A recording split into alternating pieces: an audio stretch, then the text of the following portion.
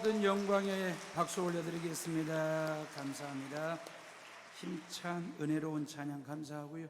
우리 앞뒤 좌우에 계신 분들과 서로 인사하시죠. 대장 되신 예수님의 손잡고 승리합시다. 우리 2층에도 우리 잠옷실에도 우리 아이들과 함께 다시 한번 인사합시다. 주님의 손 꼭 잡고 행복하게 삽시다. 인사하십시오. 감사합니다. 아브라함이나 야곱이나 요셉이나 모세, 그리고 다윗, 사무엘을 비롯해서 수많은 구약의 선지자들과 신약의 12제자들 말입니다. 사도 바울과 디모데를 비롯한 바나바, 이 모든 사람들은 크리스찬들이 존경하고 싶고 롤모델로 삼고 싶은 신앙의 위인들이거든요. 근데 이 사람들에게 실패가 없었느냐, 흠이 없냐, 티가 없었느냐, 다 있었거든요. 정도의 차이는 있을 수 있습니다.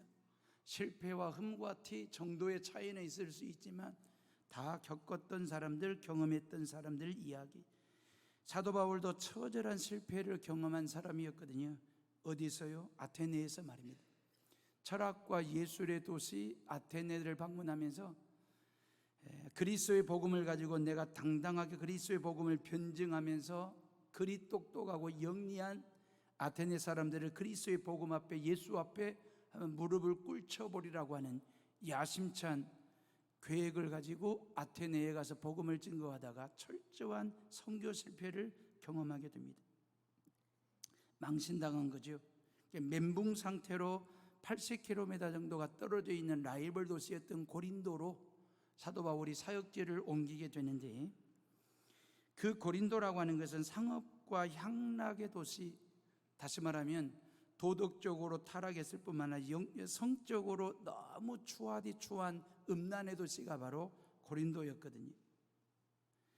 이런 고린도를 향하여 사도 바울이 가면서 자기 자신의 상태에 대해서 뭐라고 여과 없이 성경에다 뭐라고 기록해 놓았냐면, 고린도전서 2장 3절에 보니까 내가 너희 가운데 거할 때 약하며 두려워하며 심히 떨었노라 그랬어요. 고린도의, 다시 말하면 아테네에서의 선교 실패가 사도 바울에게는 상당한 트라우마가 됐던 것 같습니다.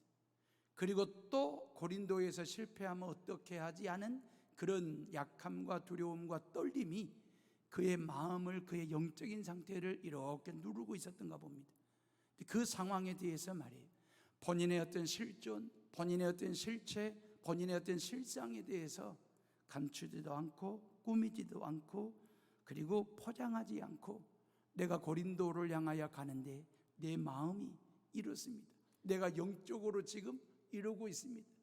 약하고 두렵고 떨린다라고 그렇게 이야기하는, 한마디로 말하면 기죽어 있는 바울의 모습을 그냥 리얼하게 있는 사실 그대로를 고백을 하고 표현을 하고 있거든요. 우리가 잘 아는 것처럼 사도 바울은 안디옥 교회에서 선교사로 파송받고 난 후에 엄청난 환난이나 고난이나 핍박을 당했지 않습니까? 매질을 당하기도 하고 감옥 안에 갇히기도 하고 죽음의 고비를 여러 번 넘기도 하고, 그럼에도 불구하고 그 어떤 두려움과 어려움 앞에서 굴하지 않고 꺾이지 않고 한 영혼이라도 더 구원하기 위한 선교에 대한 열정을 가지고 복음을 전했지 않습니까? 누구 앞에서든 당당했고 어떤 상황에서든 담대하게 복음을 전했던 사도 바울이 고린도로 가면서 나는 약하고 두려워 떨고 있다라고 그렇게 고백하는, 요즘 말로 말하면 번아웃된 상황 말입니다. 그러니까 이 자신감을 잃어버린 그 상태를 그대로 고백을 하고 있거든요. 약하고 두렵고 떨린다라고 하는 고백이 부끄러운 고백일까요? 부러운 고백이 될까요? 사도 바울의 고백이거든요. 여러분, 우리가 한번 현상적으로 놓고 볼 때, 실상과 실존의 어떤 의미로 놓고 본다면 사람이 약하고 두렵고 떠는 상태는 부끄러운 모습이잖아요. 근데 저는 이걸 영적으로 해석할 때 참 부럽습니다. 사도 바울이 자기 자신의 실존과 실상과 실체에 대해서 그 무엇으로도 포장하지 않고 그 무엇으로도 꾸미지 않고 감추지 아니하고 있는 그대로 말입니다. 본인의 심리 상태나 어떤 본인의 어떤 정신 상태나 아니면 영적인 상태에서 나는 지금 떨고 있습니다, 두려워하고 있습니다, 약한 존재입니다라고 솔직하게 본인 스스로가 자기 스스로에 대한 팩트 체크를 통해서 사실 그대로 고백할 줄 아는 이 사도 바울의 모습은 부끄러운 모습이 아니라 부럽습니다. 왜 그런 줄 아십니까? 본인 스스로가 나는 약한 존재고 두려운 존재고 떨고 있는 존재라고 고백한다는 말은 이 문제에 대한 답을 가지고 있기 때문에 그렇습니다. 오직 예수 그리스도 그분만이 나의 약함으로부터, 나의 두려움으로부터, 나의 떨림으로부터 나를 구원해 주시고 나와 함께 해 주셔서 나에게 힘 주실 분이 바로 예수 그리스도이시다라고 하는 것을 알고 믿고 고백하기에, 확신하기에 본인의 실종과 실상에 대해서 있는 사실 그대로를 고백할 수 있었다. 그런 점에서 부러운 고백입니다. 요즘 얼마나 사람들이 자신을 화려하게 포장하려고 애를 씁니까? 진짜를 가짜로 말하기도 하고 가짜를 진짜처럼 둔갑하기도 하고 가짜가 판을 치는 세상인데, 가짜 뉴스를 만들어가지고 일본을 이롭게 하는 세상인데, 사도 바울도 얼마든지 자신을 포장할 수 있지 않겠습니까? 약한 존재, 약함을 강함으로 포장할 수도 있고, 두렵지 않고 당당하게 말하면 떨림이 아닌 그런 상태로 얼마든지 자기 자신을 포장할 수도 있고 감출 수도 있고 꾸밀 수도 있는데도 불구하고 사실 그대로 있는 그대로를 고백할 수 있다라고 하는 것은 번아웃된 상태를 그대로 고백할 수 있다라고 하는 것은 더더욱 선교팀의 리더가 말입니다. 이렇게 고백한다라고 하는 것은 부러운 게 아니라 부러운 거죠. 왜요? 나를 믿지 말고, 그 말이에요. 모든 선교팀원들에게 나를 믿지 마라. 나를 의지하지도 말고 의존하지도 말고 의탁하지도 말라. 나는 약한 존재고 두려워할 줄 아는 존재고 나는 떨고 있는 존재이니라. 이 선교의 주인은 내가 아니라 오직 하나님 여호와이시고, 이 선교는 사도 바울의 선교가 아니라 그 누구의 선교도 아니고 이건 하나님의 선교다라고 하는 것을 이야기하는 것이거든요. 이 선교의 리더는 성령 하나님이시다라고 하는 걸 고백한다는 차원에서 말입니다. 선교팀의 리더인 나는 언제든 약해질 수 있고 어떤 상황에 대해서도 두려워 떨만한 존재라는 걸 솔직하게 시인하는 고백 말입니다. 선교는 내가 강해서 하는 게 아닙니다. 선교는 선교단체나 교회가 힘이 있어서 하는 것이 아닙니다. 선교는 떨지 않는 용기 때문에 하는 게 아닙니다. 선교는 하나님이 강하시기 때문에 하는 것입니다. 선교는 하나님의 명령이고 사명으로 주어진 것이기 때문에 하는 것입니다. 선교는 하나님이 하게 하시니 하는 것입니다. 내가 약하고 두려워하고 떠는 것과는 아무 상관없이 선교는 하나님에 의해서 하나님께서 하신다는 사실을 믿자라고 고백하는 그 고백이거든요. 선교는 나의 심리 상태나 영적인 상태와 상관없이 하나님이 하신다라고 하는, 고로 모든 선교는 나의 선교가 아니라 하나님의 선교라고 하는 것입니다. 목회도 마찬가지입니다. 목회는 목사가 하는 것이 아닙니다. 목사는 하나님이 하시는 그 목회에, 목사는 순교하는 것이 아니라 순종하는 것 말입니다. 순종할 때 많고 많은 한국교회 목사님들이 왜 재직해 들어갈 때마다, 왜 당회를 들어갈 때마다 우왕청심원을 먹어야 될 정도로 왜 약해 있는지, 두려워하는지, 떠는지 말이에요. 안타까운 모습이지 않습니까? 왜 그럴까요?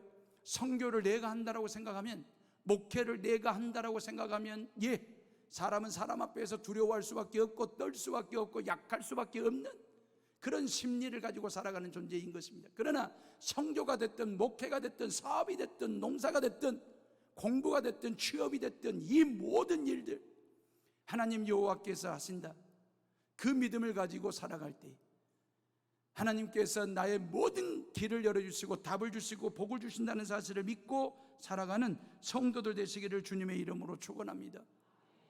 하나님이 하시는 목회에 제가 순종하면 진정한 목회가 되는 거죠. 하나님이 하시는 선교에 순종하는 선교를 하면 되는 거죠. 하나님이 하시는 사업에 내가 순종하는 사업을 하면 왕성함의 번성함의 복을 누리는 삶을 살아가는 것이고요. 사랑하는 헤어룸의 식구들이요, 크고 작은 인생의 실패를 경험하셨습니까? 매사가 복잡하게 꼬여가지고 얽혀가지고 설켜가지고 너무너무 힘이 드십니까? 내가 원하는 대로 되는 것은 하나도 없는 것 같아서 마음이 아프십니까? 길은 막히고 답은 안 보이고 힘은 빠지고 그래서 늘 눈물이 나십니까? 두려워하지도 마시고 염려하지 마시고 절대로 쫄지 마시기를 주님의 이름으로 부탁을 드립니다. 하나님이 나와 함께 하시고 하나님이 내게 힘 주신다는 사실 말입니다. 하나님께서 이사야 선지자에게 말씀하시고 약속하신 걸 다시 한번 마음에 새기시기를 바랍니다. 이사야 40장 28절로 31절에 보면 너희는 알지 못하느냐 듣지 못하느냐 나는 우주를 만드신 창조주 하나님이시니라. 나는 전능하신 하나님이시니라. 피곤한 자에게 능력을 주시고 무능한 자에게 힘을 주시는 분이시다. 너희가 한 가지만 약속해라. 오직 여호와 하나님만 앙망하라. 하나님만 바라보고 하나님께만 소망을 품고 살아라. 그러면 너희에게 새 힘을 줄 것이니라. 독수리가 날개쳐 올라간 같이 달려가도 곤빗지 않고 뛰어가도 피곤치 않도록 너희에게 새 힘을 주실 것이니라 말씀하시고 약속하셨습니다. 그 하나님께서 이사야 41장에 정말 우리의 답답한 속을 시원케 하시는 말씀을 하시는데, 두려워하지 말라. 내가 너와 함께함이니라. 놀라지 말라. 나는 네 하나님이 됨이니라. 내가 너를 굳세게 하리라. 참으로 너를 도와주리라. 참으로 나의 의로운 오른손으로 너를 붙들리라고 말씀하시고 약속하셨습니다. 하나님은 우리에게 두려워하지 말래요. 놀라지 말래요. 그러면서 내가라고 41장 10절 말씀에 3번씩이나 내가라고 무의식적으로 하시는 인칭대명사가 아닙니다. 의도적으로 말씀하시는 것입니다. 너희들이 두려워할 수밖에 없고 놀랄 수밖에 없는 어떤 상황 앞에서도 내가 그 말이에요. 나를 의지하고 하나님 여호와를 찾을 때에 그 하나님께서 놀라지 않도록 두려워하지 않도록 반드시 그 말이에요. 붙들어 주시고 너희 하나님이 되어 주시고 함께 해 주시고 힘 주시겠다라고 반드시 그 말입니다. 그러면서 참으로 2번씩이나 반복해서 말씀하셨거든요. 이 참으로라고 하는 말을 2번씩이나 반복하신 이유는 하나님 당신께서 당신의 자존심을 걸고 그 말입니다. 내가 그 말이에요. 당신의 자존심을 걸고 어떠한 상황에서도 두려워하지 않도록 놀라지 않도록 내가 너와 함께 할 것이며 너희 하나님이 될 것이며 너를 굳세게 할 것이며 반드시 너를 도와주며 반드시 너를 붙들어 주시겠다라고 말씀하시고 약속하셨으니 이 말씀을 믿으시기를 주님의 이름으로 축원합니다. 똑같은 말이라도요, 누가 하느냐에 따라서 느낌이 다르고 무게감이 달라져요. 똑같은 사건, 똑같은 일, 상황에 대해서 그 부처의 대변인이 국민 앞에 설명하는 것과 사과하는 것과, 아니면 대변인이 설명했을 때의 어떤 국민들의 어떤 이해도가 떨어졌을 때에, 여론 자체가 호전되지 아니했을 때에 부처 장관이 나서가지고 설명을 하지 않습니까? 사과를 하고 또 이해를 구하고 그러지 않습니까? 그래도 안 되면 대통령이 나서가지고 국민 앞에 담화문을 발표한다든지 그러면서 본인은 그렇게 얘기하거든요. 본인은 그러면서 똑같은 상황에 대해서 똑같은 일에 대해서 누가 말을 하느냐에 따라서 무게감이 다르고 느낌이 다르고 또 해결의 단초를 제공하는 힘이 실리기도 하고 말입니다. 일국의 대통령이 본인은 이렇게 말한 거고, 창조주 하나님 만왕의 왕 되신 하나님 여호와께서 내가 참으로 너희를 도와주며 함께하며 너의 하나님이 되시겠다라고 말씀하시고 약속하셨으니 이 하나님의 말씀 단단히 붙잡고 살아가는 우리 모두가 다 되시기를 간절히 바랍니다. 요즘 대한민국 국민 모두의 마음들이 편치 않지요. 휴가철인데 휴가철은 휴가철답게 쉬기도 하고 놀기도 하고 즐기는 시간이 돼야 되는데 나라 안팎으로 너무 복잡한 일들이 얽히고 설켜가지고 휴가다운 휴가 보내기가 마음들이 편치가 않은 시간들을 보내고 있습니다. 대한민국 힘내라고 이사야 41장 10절 말씀을 대한민국 버전으로 여러분들에게 말씀을 드리겠습니다. 두려워하지 말라. 내가 대한민국과 함께함이라. 놀라지 말라. 나는 대한민국의 하나님이 됨이라. 내가 대한민국을 굳세게 하리라. 참으로 대한민국을 도와주리라. 참으로 나의 의로운 오른손으로 대한민국을 붙들리라. 할렐루야. 최후의 승자는 말입니다. 하나님 여호와께서 붙들어 주시고 하나님 여호와께서 도와주시는 사람, 그 나라가 최후의 승자가 될 줄로 믿습니다. 하나님과 동행하는 사람이 최후의 승자가 될 줄로 믿습니다. 고린도를 향하여 가면서 약하며 두려워하며 심히 떨어노라고 솔직하게 고백하는 사도 바울에게 하나님은 자기 목이라도 내놓아 이 사도 바울의 선교 사역에 협력하고 헌신하고자 하는 브리스길라와 아굴라 부부를 그들 가운데 동역자로 붙여주셨습니다. 그리고 실라와 디모데가 다시 선교팀에 합류하게 됐습니다. 그러면서 새로운 마음과 새로운 각오를 가지고 새로운 선교 패러다임을 가지고 선교팀을 구성을 하게 되는데 5절 말씀 봐보실래요? 우리 다 같이 5절 말씀 다 같이 한번 읽어봅니다. 시작. 실라와 데모데가 마게도냐로부터 내려오매 바울이 하나님의 말씀에 붙잡혀 유대인들에게 예수는 그리스도라 밝히 증언하니 그랬어요. 다시 말하면 새로운 선교팀들이 꾸려졌을 때에 번아웃 상태로 고린도에 왔다가 약하고 두렵고 떨린 마음으로 가지고 있던 그 사도 바울이 다시 하나님의 말씀에 붙잡음에 그랬어요. 그리고 다시 복음 증거하는 사람이 되었더라. 예수가 바로 곧 그리스도라고 밝히 증거할 때에 그 말이 수많은 대적자들이 또 비방하며 회방하며 복음 전하는 일을 반대하기 시작했습니다. 그래서 복음 증거할 새로운 장소를 물색하다가 8절에 있는 말씀에 보면 이리 돼 있어요. 8절에 또 해당장 그리스도가 온 지방과 더불어 주를 믿으며 수많은 고린도 사람도 듣고 믿어 세례를 받더라 그랬어요. 회당장 그리스도가 있는 곳에 가서 복음을 증거하다가 그 회당장 그리스도가 예수 그리스도를 구주로 믿고 영접하게 됐습니다. 회당장은 지역의 유지 중의 유지입니다. 지역민들이 존경하고 사랑받을 만한 사람을 회당장으로 선출하거든요. 회당장 한 사람이 예수 믿고 구원받는 것은 엄청난 선한 영향력과 파급력이 있는 것이거든요. 그 그리스도가 예수 영접하고 예수 그리스도를 믿게 되었을 때에 그 지역 내에 있는 수많은 사람들이 예수 그리스도를 구주로 믿고 영접하는 놀라운 부흥의 역사가, 은혜의 역사가 일어나게 됐습니다. 영적으로 번아웃되어 탈진 증세를 보이던 사도 바울에게 하나님은 참 좋은 동역자들을 붙여주시고 그들과 아름다운 동행을 하게 하셨습니다. 서로에게 도움 주고 도움받는 만남, 서로의 필요를 채워주는 만남, 서로에게 힘이 되는 만남, 아름다운 영향을 끼치는 만남의 장을 허락하신 거죠. 선교의 패러다임, 새로운 패러다임을 만드는 만남이 되게 했으니까요. 인복은 복 중의 복입니다. 이런 다양한 사람들과의 만남을 통해서 선교팀을 꾸린 사도 바울에게 9절 말씀이 뭐라고 얘기합니까? 9절 다 같이 한번 읽어봅니다. 시작. 밤에 주께서 환상 가운데 바울에게 말씀하시되 두려워하지 말며 침묵하지 말고 말하라 그랬어요. 이 아테네 선교의 실패를 하고 난 후 어떤 상실감과 실패감을 패배감으로 이렇게 잔뜩 눌려있는 그 사도 바울이 고린도에서 또 실패하면 어떻게 할까에 대한 그 트라우마, 그 두려움으로 인하여 힘들어할 때에 성령 하나님이 그 사도 바울에게 오셔서 하시는 말씀이 두려워하지 말며 침묵하지 말고 복음을 말하라. 그렇게 격려하시면서 힘을 북돋아주고 계시는 상황이거든요. 또 실패하면 어떻게 하지? 두렵지요.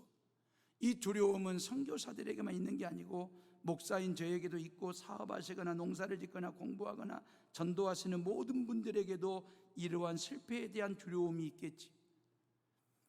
지금 우리 국민들에게 필요한 것은 두려움에 대한 공포로부터 벗어나는 것입니다. 우리는 이미 20여 년 전에 IMF 말입니다. 국가보도 사태를 이미 경험했기 때문에 트라우마가 있죠. 극우 성향의 보수 언론들이 금방이라도 국가보도 사태가 벌어질 것처럼 분위기를 띄우고 있는 것도 사실이고요. 국가보도에 대한 트라우마 말입니다. 염려하지 마십시오. 그때와 지금의 경제 지표는 전혀 다릅니다. 또한 우리 국민은 지혜로운 국민이기 때문에 반면교사로 삼고 잘 대처해서 일본에게 결코 지지 않는 대한민국을 만들 뿐만 아니라 오히려 능가하는 대한민국을 만들 수 있는 그런 계기로 디딤돌로 삼는 희망의 나라, 희망의 땅 대한민국이 될 줄로 믿고 기도하는 성도들 되시기를 주님의 이름으로 축원합니다. 사랑하는 에어로의 식구들이 우리가 왜 선교나 목회를 하면서 두려워 떠느냐? 그 이유는 이런 겁니다. 결과에 대한 두려움 때문에 떤대요. 결과에 대한 두려움. 여러분 고린도 사람들에게 예수가 그리스도라고 전하며 믿을까? 다시 말하면 아테네 사람들은 안 믿었는데 그 말이에요. 아니 고린도 사람들이 먹는데 부요함이 있고 향락을 쾌락을 즐기는 이 사람들이 뭐가 부러워서 예수를 믿을까라고 하는 생각 말입니다.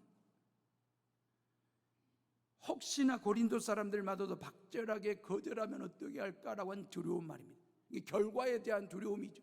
이미 결과에 대한 결과에 대한 두려움을 이미 아테네에서 한번 맛을 봤거든요. 너무 진하게 맛을 보고 온 것입니다. 이 고린도에서 또 거절당하는 결과를 낳으면 어떻게 할까라고 하는 두려운 말입니다. 근데 우리가 복음 전하는 데 있어서 머릿속에 하나 정리할 것은 말입니다. 우리가 하는 일은 복음을 전하는 일입니다. 우리가 하는 일은 복음의 종자를 뿌리는 일만 우리의 몫입니다. 거두게 하시는 이요, 물을 주시고 가꾸어서 거두게 하시는 분은 오직 하나님 여호와이시거든요. 우리가 할 일은 복음 전하는 일입니다. 거두게 하시는 일은 하나님 여호와이시니 우리는 열심히 예수의 씨를 뿌리는 일만 하면 되는 것은 결과에 대한 두려움으로부터 벗어나시기 바라고, 또 하나 기다리는 두려움이 뭐가 있냐면 대상에 대한 두려움이 있습니다. 결과에 대한 두려움에서부터 벗어났다고 생각합시다. 대상에 대한 두려움 말입니다. 철학과 예술의 도시 아테네 사람들에게 복음을 증거했다가 그 대상들이 거절했지 않습니까? 선교 실패했지 않습니까? 또 고린도 사람들에게 복음을 증거했을 때 그들이 또 거절하면 어떻게 하지? 라고 하는 대상에 대한 두려움 말입니다. 이게 우리 모두에게 다 있어요. 복음 전하기도 전에 저 사람이 복음을 들을까? 저 사람이 예수를 믿을까? 대상에 대한 두려움 말입니다. 결정적인 두려움은요, 보복에 대한 두려움입니다. 결과나 대상에 대한 두려움으로부터 벗어나가지고 자유함을 얻고 이제 복음을 전하러 가는데 혹시 보복에 대한 두려움, 반응에 대한 두려움 말입니다. 내가 복음을 증거할 때 혹시 저 사람이 삿대질하지 않을까? 쪽박으로 물을 찌끌지는 않을까? 아니면 짝대기 들고 나와서 후려치지는 않을까? 라고 하는 이런저런 반응에 대한 두려움 때문에 우리는 말입니다, 두려워한다라고 하는 거죠. 저는 어린 시절에 말입니다, 이렇게 모질고 박절하게 복음 전하는 일에 반대하고 거절했던 동네 아저씨들, 동네 아줌마들을 너무 많이 보고 자랐거든요. 아니 평상시에는 너무너무 선하신 분들이에요. 참 착하신 분들이에요. 마음씨 고우신 분들이에요. 참 부드러우셨던 분들이에요. 근데 왜 목사님이 가가지고 예수님 믿으라고 복음 전할 때에 많고 많은 교인들이 같이 교회 다니자라고 복음을 전할 때에 어디서 그런 기질들이 나오는지, 복음 앞에서 아주 독하게 박절하게 거절하고 반대하는 것을 보면 참 제 어린 나이에 어린 심정에 참 사람 무섭다. 평상시에는 저리 곱디 고우신 분이, 저리 선하고 부드러우신 분이 왜 복음 앞에서 예수 앞에서는 저리 독해질 수 있을까? 우리 아버지도 예외는 아니었거든요. 그래도 동네에서는 선하고 착하고 평판 좋으신 분이 목사님이 오셔가지고 예수님 믿으라고 복음 전하면 어디서 그런 독한 모습이 보이는지 말입니다. 복음 앞에서 말입니다. 이게 반응에 대한 두려움이거든요. 결과에 대한 두려움과 대상에 대한 두려움과 반응에 대한 두려움 말입니다. 사도 바울은 가는 곳마다 환영을 받은 게 아니고 거센 반대와 핍박을 받았지 않습니까? 데살로니가에서는 폭도들을 동원해가지고 거의 죽을 지경까지 매질을 할 정도로 말입니다. 고린도에서도 여전하잖아요. 12절 말씀 봐보세요. 12절에 보면 갈리오가 아가야 총독되었을 때에 유대인이 일제히 일어나 바울을 대적하여 법정으로 데리고 가더라. 복음 전하는 사도 바울을 고소고발했지 않습니까? 일제히 일어나, 그 말, 유대인들이 이 정도로 그 말이에요. 자, 이런 사도 바울에게 하나님께서 뭐라고 말씀하셨는지 이사야 선지자에게 약속하신 것처럼 10절 말씀입니다. 우리 다 같이 한번 10절을 다 같이 한번 읽어봅니다. 시작. 내가 너와 함께 있음에 어떤 사람도 너를 대적하여 해롭게 할 자가 없을 것이니 이는 이 성중에 내 백성이 많음이나 하시더라. 그래서 내가 너와 함께 있음에, 할렐루야, 성령 하나님께서 하시는 말씀이에요. 두려워하는 그 사도 바울에게 내가 너와 함께 있음에, 그 말이에요. 어떤 사람도 너를 대적하여 해롭게 할 자가 없으니 이 성중에 내 백성이 많음이니라 말씀하셨습니다. 여러분, 예수님께서 십자가 위에서 우리 모두의 죄값을 지불하시기 위하여 십자가 위에 못 박혀 피 흘려 죽으셨습니다. 3일 만에 다시 살아나셨습니다. 죽은 예수님이 다시 살아난 것은 제자들에게는 너무너무 반가운 얘기고 기쁜 소식이지 않습니까? 어찌 보면 춤을 춰야 할 일입니다. 그런데 요한복음 20장 19절에 보면 제자들이 너무너무 두려워서 문을 꼭꼭 걸어 잠그고 있었더라 그랬거든요. 여러분, 누가복음 24장에 보면 여자들이 두려워서 얼굴을 땅에 묻더라 그랬어요. 겁에 질린 꿩의 모습을 아시지요? 머리를 풀섭에 쳐박고 말입니다. 엉덩이를 하늘로 비춰들고 있는 그 겁에 질린 꿩의 모양처럼 부활하신 주님 앞에서 기뻐하고 즐거워하며 춤을 추는 것이 아니라 두려워가지고 머리를 땅에 대고 말입니다. 문을 꽂고 끌어잠그고 있는 그들의 모습 말입니다. 왜 그럴까요? 그 말이. 이유가 뭘까요? 그 말이. 예수님의 부활은 부활이 죽음을 이긴 사건이잖아요. 빛이 어둠을 이긴 사건이잖아요. 그런데 왜 제자들은 여전히 두려워 떨었을까요? 왜 어두움에 머물러 있었을까요? 예수님은 부활하셨지만 제자들에게는 아직 부활신앙이 없고 부활의 삶이 없기 때문에, 그래서 여전히 두려운 세상에 살고 있고 어두움에 갇혀 있기 때문에 예수 부활이 나와 상관없는 것처럼 느껴지는 거죠. 그래서 부활하신 예수님이 찾아오셔서 요한복음 20장 19절에 예수께서 오사 가운데 서서 가라사대 너희에게 평강이 있을지어다. 너희에게 평강이 있을지어다. 두려워서 문을 걸어 잠그고 두려워서 얼굴을 땅에 묻고 있는 모든 사람들에게 부활하신 주님이 첫 워딩은 뭐였냐면 너희에게 평강이 있을지어다. 평화를 주셨습니다. 이유가 뭘까요? 그는 인간의 본성을 잘 아시기 때문에 불안한 존재이고 두려움에 사로잡히는 존재가 바로 인간이라는 걸 아시기 때문에 부활하신 주님이 찾아오자마자 하신 첫 마디가 너희에게 평강이 있을지어다 라고 말씀하셨거든요. 종교개혁자 칼빈이요, 인간에 대해서 이렇게 평가를 했습니다. 불안공장이라고. 인간은 인간 스스로 자기 내면의 세계에서 내면 공장에서 막 불안을 만들어낸대요. 불안을 만들어내가지고 그 불안을 이웃들에게, 주변 사람들에게 공짜로 나눠주는 것이 인간의 본질이래요. 사랑하는 헤어룸의 식구들이요, 평안의 반대는 두려움이고 두려움의 반대는 뭐겠습니까? 믿음입니다. 결국 믿음이 없기 때문에 평화가 없는 것입니다. 믿음과 두려움은 상호 배타적입니다. 믿음의 시작은 두려움의 끝입니다. 두려움의 끝은 믿음의 시작이 되는 것입니다. 성경은 두려움을 이야기할 때마다 항상 믿음을 옆에 두고 이야기하십니다. 두려워하지 말라, 놀라지 말라 말씀하시면서 내가 너와 함께 한다. 나는 너의 하나님이 됨이니라. 믿음을 옆에 두고 두려움의 문제를 다루십니다. 그러니까 두려움의 반대가 믿음이죠. 이건 배타적일 수밖에 없지요. 왜? 우리가 믿음을 시작하면 두려움은 끝나는 것이거든요. 두려움이 시작되면 믿음이 끝나버리는 것이거든요. 배타적일 수밖에 없지요. 그렇기 때문에 저와 여러분들이 믿음을 갖느냐 믿음이 있느냐 없느냐가 얼마나 중요한지 말입니다.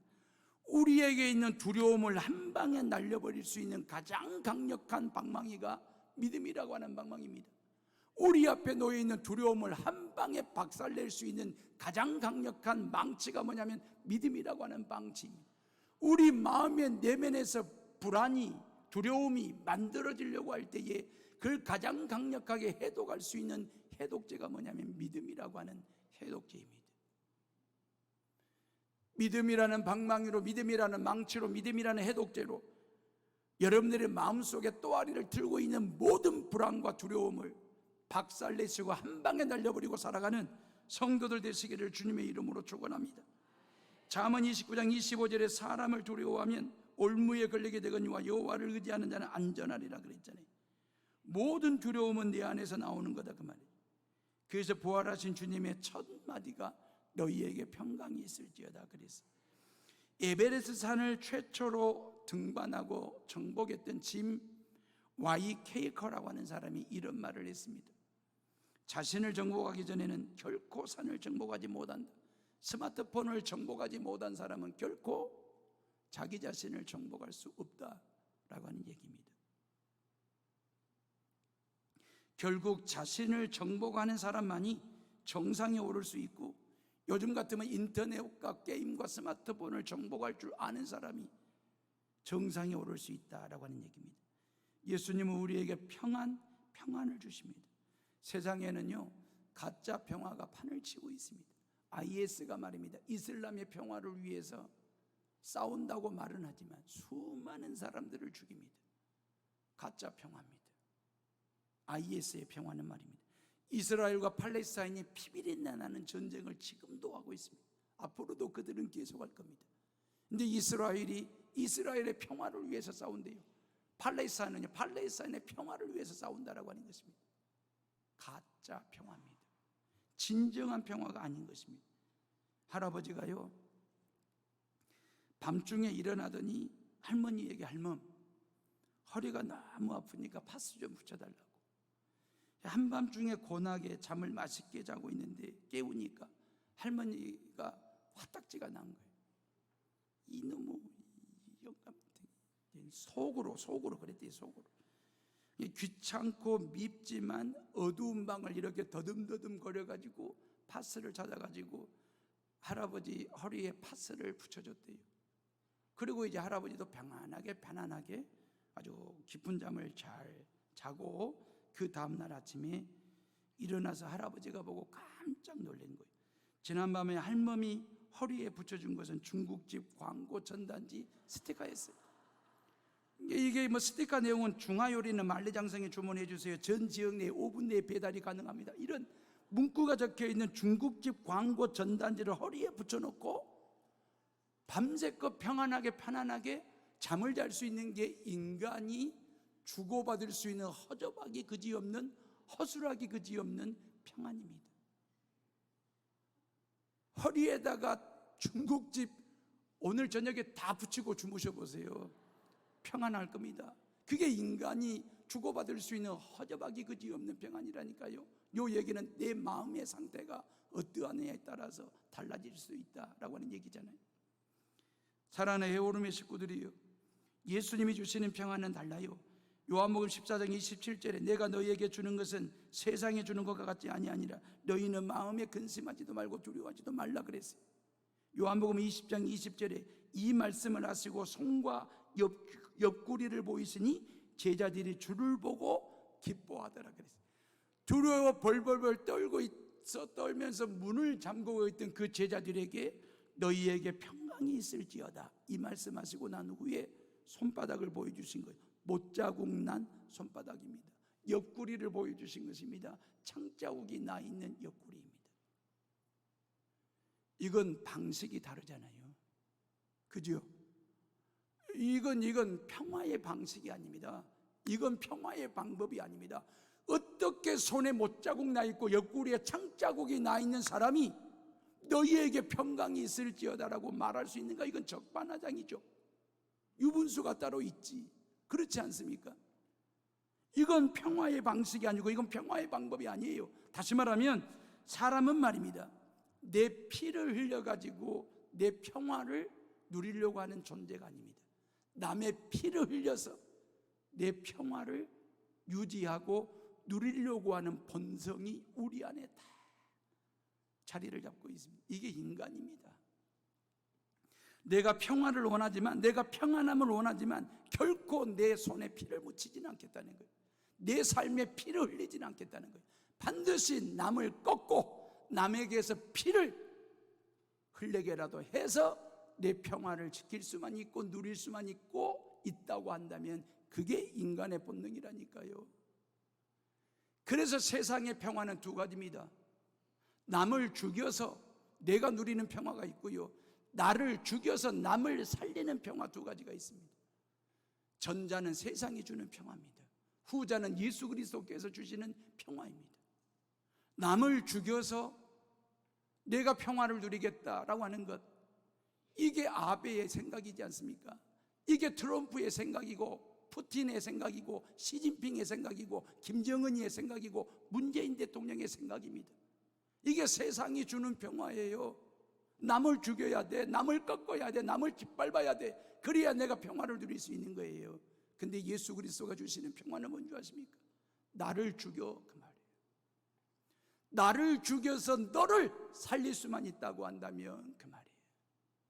내가 죽어서 당신들이 살 수만 있다고 한다면, 내가 죽어서 죄인들을 죄 가운데서 구원할 수만 있다고 한다면, 십자가 위에서 모든 피를 다 쏟으시면서까지라도 내가 죽어 너를 살리겠다, 내가 죽어서 너를 살려 네가 평화를 누릴 수만 있다고 한다면 이게 예수 그리스도께서 우리에게 주시는 평화인 것입니다. 그래서 예수님은 의심 많은 제자들에게 내 손과 옆구리를 봐라, 그리고 의심하지 말고 믿어, 그리 말씀하셨어요. 예수님이 요구하신 건 딴 게 아니고 믿으라고 말씀하셨습니다. 믿을 때에 구원을 받고 구원받을 때에 두려움으로부터 벗어나 주님이 주시는 참된 평화를 누리게 된다는 것이 예수님의 말씀이시거든요. 사랑하는 에어로맨 식구들이, 두려움을 이기는 것은 믿음입니다.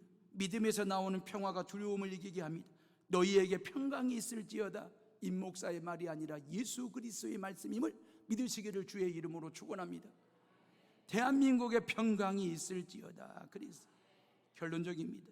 사도 바울에게 내가 너와 함께 있으며 그 어느 누구도 너를 대적하지 못할 것이며 해롭게 할 자가 없다라고 말씀하시면서 그 다음 말이 이 성 안에 내 백성이 많도다, 그리 말씀하셨어요. 예수님 믿고 구원받아야 될 사람들이 고린도 안에 많다. 겉으로 볼 때 고린도는 상업의 도시고 돈의 도시였거든요. 향락과 쾌락에 빠져있는 성적으로 음란한 도시였거든요. 근데 하나님께서는 그 도시 안에 당신의 백성들이 많이 있다라고 말씀하셨어요. 고로 헤오름의 식구들이 이 여수시에 하나님의 백성들이 많습니다. 고로 복음 전하시는 저와 여러분들이 저 북녘 땅에 구원받아야 할 하나님의 백성이 많다라고 하시는 하나님의 약속을 믿으시고 세상으로 나아가는 성도들 되시기를 주님의 이름으로 부탁을 드립니다. 두려워 떨고 있는 제자들에게 너희에게 평강이 있을지어다 라고 위로하신 주님께서 그 다음에 하신 말씀이 요한복음 20장 21절에 아버지께서 나를 보내신 것 같이 나도 너희를 세상에 보내노라. 그러면서 22절에 뭐라고 말씀하시냐면 이 말씀을 하시고 숨을 내쉬며, 숨을 내쉬면서 성령을 받아라, 그리 말씀하셨어요. 다시 말하면 주님의 증인으로 세상에 나아가야 할 제자들에게 성령을 받으라고 말씀하신 것입니다. 부활은 주님이 하셨습니다. 어디서요? 동굴 속에서, 무덤 속에서, 어두움 속에서. 부활의 삶은 내가 사는 것입니다. 부활은 예수님이 하셨거든요. 동굴 속에서. 부활의 삶은요, 내가 사는 것입니다. 어디서 살아야 됩니까? 동굴 속에서요? 무덤 속에서? 아닙니다. 세상 속에서 말입니다. 저와 여러분들은 세상 속에서 부활의 삶을 살아야 할 사명과 책임이 우리 모두에게 다 있다라고 하는 것입니다. 세상으로 나아가 부활의 삶을 살아내야 할 저와 여러분들에게 주님이 하시는 말씀은 성령을 받으라는 것입니다. 부활의 삶은 내 마음대로 되는 게 아닙니다. 부활의 삶은 내 의지대로, 내 경험과 내 경륜과 내 나이와 내 삶의 노하우로 살아낼 수 있는 삶이 아닙니다. 부활의 삶은 성령이 내 마음의 중심에, 내 삶의 중심에 성령이 충만하게 임하시고 성령이 나를 다스리시고 통제하실 때에 그 성령 하나님에 의해서 우리 모두가 다 부활의 삶을 살아가게 될 줄로 믿습니다. 고로 기독교 신앙은 동물 신앙, 동굴 신앙이 아닙니다. 기독교 신앙은 무덤과 어둠 신앙이 아닙니다. 동굴 속에서 부활하신 그 주님이 세상으로 나오셔서 부활하신 당신의 모든 모습을 보여주셨습니다. 못에 못 박힌 손을 보여주시고 옆구리를 보여주시고 머리에 가시관 쓰신 당신의 모습을 다 보여주시면서 이 십자가 죽음과 부활을 증거하는 증인되라고 세상으로 보내시면서 성령을 받으라고 말씀하셨습니다. 예수님께서 말씀하셨죠. 오라, 내가 너희를 쉬게 하리라. 또 말씀하시기를 가라, 내가 너와 함께 하리라. 신앙생활은요, 오고 가고 오고를 잘하면 되는 것입니다. 왜 우리에게 주일이 필요한지 아십니까? 왜 주일날 주일 예배를 드려야 되는 줄 아십니까? 주님께서 우리에게 오라고 말씀하십니다. 내가 너희를 쉬게 하리라. 이게 예배입니다. 저와 여러분들이 만사를 제쳐놓고 하나님의 성전에 주님 품 안에 들어왔을 때 이게 예배를 통해서 내가 너희를 쉬게 하리라 말씀하셨습니다. 예배당에 머무는 자가 아닙니다. 예배당 안에 사는 사람이 아닙니다. 우리는 이 예배를 드리고 난 후 영적으로 재충전해가지고 가라 말씀하십니다. 갈 때 내가 너희와 함께 하시겠다라고 말씀하시고 약속하셨습니다. 그러니 이 시간 예배를 통해서 하나님이 주시는 모든 것 다 받아가지고 세상으로 나아갈 때에 주님이 나와 함께 하신다는 믿음을 가지고 세상으로 나아가는, 그래서 그 누구보다도 당당하게 재미있게 즐겁게 복스럽게 덕스럽게 행복하게 살아가는 우리 헤어룸의 식구들 되시기를 주님의 이름으로 축원합니다.